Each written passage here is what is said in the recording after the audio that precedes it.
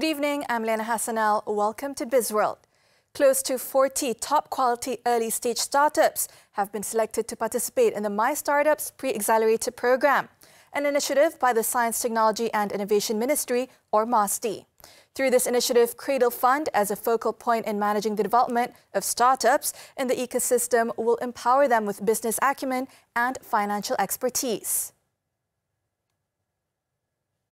If you don't have the right network, you may be the smartest, in your town. But if you don't have the right ingredients, the right tools, it's going to be very, very tough for you to scale up your business. That's why we came up with this My Startup program.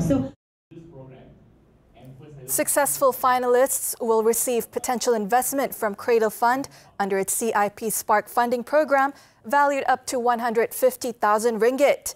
The startups will be undergoing a 4-stage selection process for 6 months starting today before securing other benefits.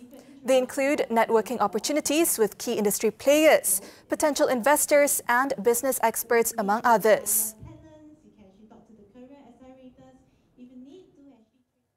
Lembaga Tabung Angkatan Tentera (LTAT) targets to enter international public equity market earliest by third quarter of this year. Its CEO, Datuk Nazim Rahman, said the board's exposure to international public equity would be about 20% of the 50% listed equity exposure under the Strategic Asset Allocation Framework. So what we will see over the next 5 years is LTAT achieving its objective of the Strategic Asset Allocation Framework, the right mix of assets within its portfolio that covers all the asset classes, and of course that would translate us into providing that stable and sustainable return. We will start at 5%, and that would be the figure that we hope to achieve over the long term. LTAT is currently undergoing the necessary approval process with Finance Ministry and Bank Negara to mark its foray overseas. Its asset under management has grown 9.4% to 9.7 billion ringgit. It declared a 4.1% dividend last year, the highest since the start of transformation plan in 2018.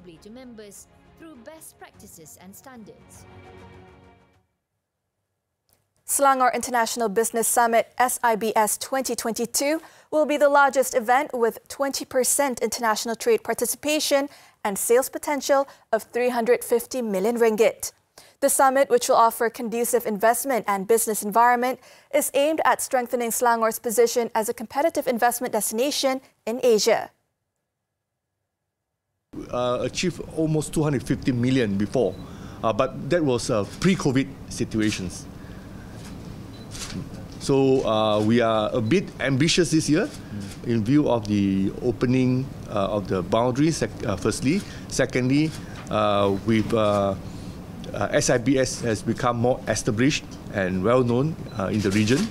And with our better connections now at the international level, we believe that we can achieve a higher target than before. SIBS provides networking opportunities for all participants across multiple sectors to meet and collaborate, using Selangor as the gateway to ASEAN.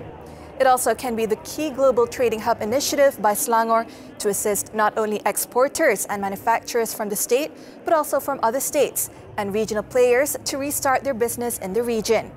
SIBS 2022 will be held from October 6th until 9th, with at least 30,000 visitors turnout expected and participation of 850 booths.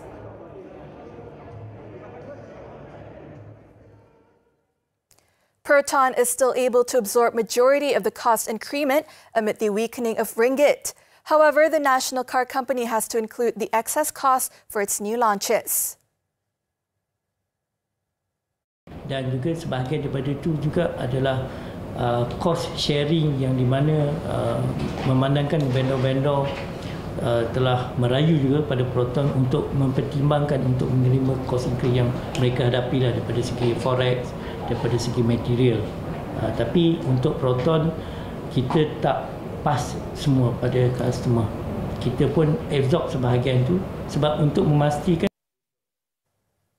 He added that Proton and Malaysian Automotive Association are hoping the government to extend the exemption of sales and service tax SST. This as the automotive companies could not meet the production capacity following the flood disaster and lack of chip supply.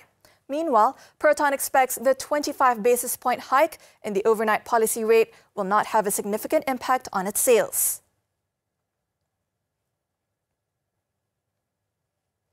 That's all the time we have for Bizworld today. I'm Liyana Hassanel. Thank you for investing your time with us.